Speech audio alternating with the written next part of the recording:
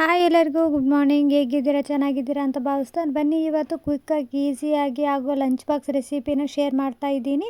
ಒಲೆನ ಹಚ್ಕೊಂಡ್ಬಿಟ್ಟು ಬಾಣಲಿನ ಇಟ್ಕೊಳ್ಳಿ. ಎಣ್ಣೆನ ಒಂದು 3 ಟೇಬಲ್ ಸ್ಪೂನಷ್ಟು ಹಾಕ್ಕೊಂಡಿದ್ದೀನಿ ನಾನು.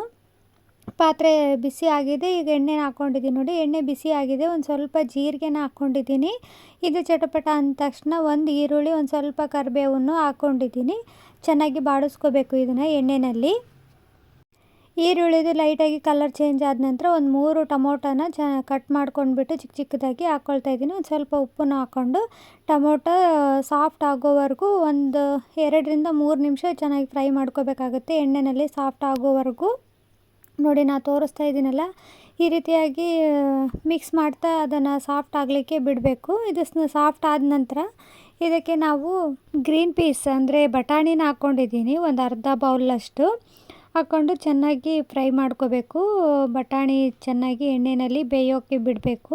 ಒಂದು 3 ನಿಮಿಷ ಬಿಡಿ. ಎಣ್ಣೆಯಲ್ಲಿ ಚೆನ್ನಾಗಿ ಬೆಂದಿರುತ್ತೆ ಬಟಾಣಿ ಎಲ್ಲ ಫ್ರೈ ಆದ ನಂತರ ಒಂದು ಸ್ವಲ್ಪ ಅರಿಶಿನ ಪುಡಿ, ಧನಿಯಾ ಪುಡಿ, ಆನಂತರ ಗರಂ ಮಸಾಲ, ನಿಮಗೆ ಖಾರಕ್ಕೆ ಎಷ್ಟು ಬೇಕೋ ಅಷ್ಟು ಅಚ್ಚ ಖಾರದ ಪುಡಿನ ಹಾಕ್ಕೊಂಡ್ಬಿಟ್ಟು ಇದು ಎಲ್ಲ ಮಸಾಲನೂ ಮಿಕ್ಸ್ ಆಗೋ ಹಾಗೆ ಮತ್ತು ಇದನ್ನು ಚೆನ್ನಾಗಿ ಮಿಕ್ಸ್ ಮಾಡ್ಕೊಳ್ತಾ ಫ್ರೈ ಮಾಡ್ಕೋಬೇಕಾಗುತ್ತೆ.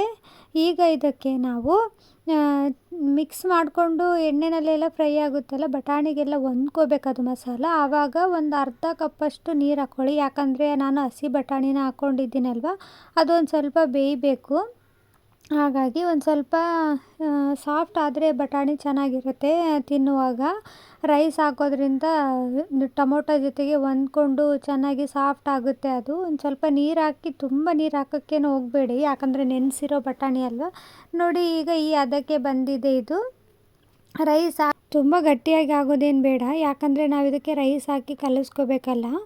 ಒಂದು ಸ್ವಲ್ಪ ಕನ್ಸಿಸ್ಟೆನ್ಸಿ ನೋಡ್ಕೊಳ್ಳಿ. ನೋಡಿ ಈಗ ಈ ರೀತಿಯಲ್ಲಿದೆ ಕನ್ಸಿಸ್ಟೆನ್ಸಿ. ಈಗ ನಾನು ಆಫ್ ಮಾಡ್ಕೊಳ್ತಾ ಇದ್ದೀನಿ. ಇದನ್ನು ಆಫ್ ಮಾಡಿಕೊಂಡು ನೀವು ಬಿಸಿ ಅನ್ನನಾದರೂ ಹಾಕ್ಕೊಳ್ಳಿ ಅಥವಾ ನೈಟು ಮಾಡಿರೋದು ಅನ್ನನಾದರೂ ಹಾಕ್ಕೊಳ್ಳಿ. ಟೇಸ್ಟ್ ಮಾತ್ರ ಚೆನ್ನಾಗೇ ಇರುತ್ತೆ.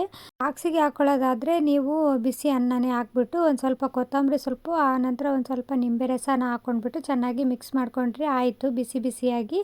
Thank you for watching friends. ಇದೇ ರೀತಿ ವಿಡಿಯೋಗಳಿಗೆ ನಮ್ಮ ಚಾನಲ್ ಸಬ್ಸ್ಕ್ರೈಬ್ ಮಾಡ್ಕೊಳ್ಳಿ.